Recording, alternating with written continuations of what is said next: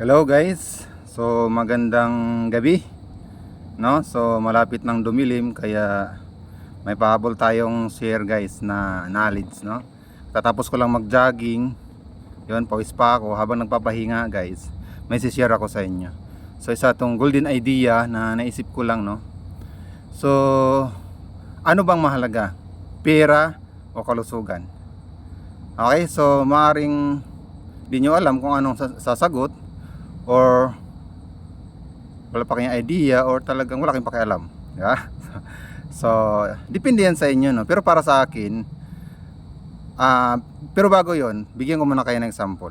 Okay, halimbawa meron kayong kaibigan na mayaman, di ba?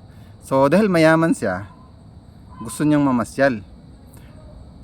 Para maging masaya, inisip niya, magsama ako ng kaibigan para masaya. Pupunta kami ng Boracay. So dahil mayaman siya at kayo wala kayong pera, nililibre niya kayo. Okay, papakinggan niyo mabuti ha. Pagdating niya ng Boracay, nag-ano kayo, naisipan yung mag scuba diving. Kaya lang itong kaibigan yung mayaman, meron siyang sakit. So bawal sa kanya ang mag scuba diving. So ngayon, sabi niya, sige, sagot ko kayo, mag-scuba diving kayo dyan, ako magbayad. O, di ba? So, saya-saya nyo. Mantaling kaibigan yung mayaman, nanonood lang sa inyo kasi di siya, bawal siya eh. So, siya lang kumuha ng video, ganyan, camera. So, pagkatapos niya mag-scuba diving, no, kumain kayo. Ganyan siya nga ang mayaman, sagot niya pa rin ang pagkain. O, di ba? So habang kumakain kayo, napapansin mo kunti lang kinakain itong mayaman, and parang hindi siya nag-enjoy sa pagkain, no? Mantalang kayo, saya-sayaan yun, sarap, daming mong nakain, no? Pati mga kaibigan mo na mga hindi mayaman, di ba? So ngayon, tatanungin kita, mula nung nag-swimming kayo, scuba diving kayo, at hanggang sa kumain kayo, sa tingin sinong nag-enjoy? Siya na yung mayaman o kayo na hindi mayaman? Nung kumain kayo, sarap na sarap kayo, siya hindi siya masaya kasi wala siyang ganong kumain kasi may sakit siya.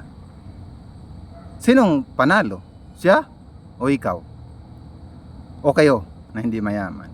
Ito pa malupit, siya pa nagbayad lahat, gumastos na siya, di siya ganong nag-enjoy. Kayo, libre, pero nag-enjoy kayo. Oh, ngayon, sino ang talo? Di ba? Siya. So, ano ibig kong sabihin, guys? Bakit ko sinishare ito? Guys, sa dalawa na yan, kung tatanungin kita kung ang mahalaga, parehas siyang mahalaga. Pero dapat merong mas mahalaga. Bakit? Yun kasi yung i-priority mo. Ano ba yung uunahin mo? Yung i-priority mo kapag kailangan mo mamili sa dalawa. So, doon sa example na pinakita ko, sana na-realize mo na ano ba dapat ang pahalagahan mo. Para sa akin, guys, mas mahalagang kalusugan kaysa sa pera. Okay? Kung papipiliin ako kung anong i-priority ko, anong uunahin ko, ang unahin ko po kalusugan. Bakit? Mas ma-enjoy mo yung buhay. Kung meron kang malulusog na pangangatawan, at sakto lang pera mo, kaysa naman mayaman ka, pero failure ka physically, or marami kang sakit. Okay? So, anong maipapayo ko dyan? Bakit? Habang nagpapayaman ka, balansin mo lang. Kailangan may oras ka pa rin sa kalusugan mo. Hindi ka na laging puyat. May time ka pa rin sa sarili mo, mag-exercise. Nakakatulog ka ng maayos. Meron kang time para sa mga kaibigan mo, para maging masaya ka. Para maging malusog ka. At masaya ang buhay. Okay? So, yun lang. Sana may natutunan ka. Nakapagpahinga na ako. Uwi na ako. And magdidilim ta. Bye-bye!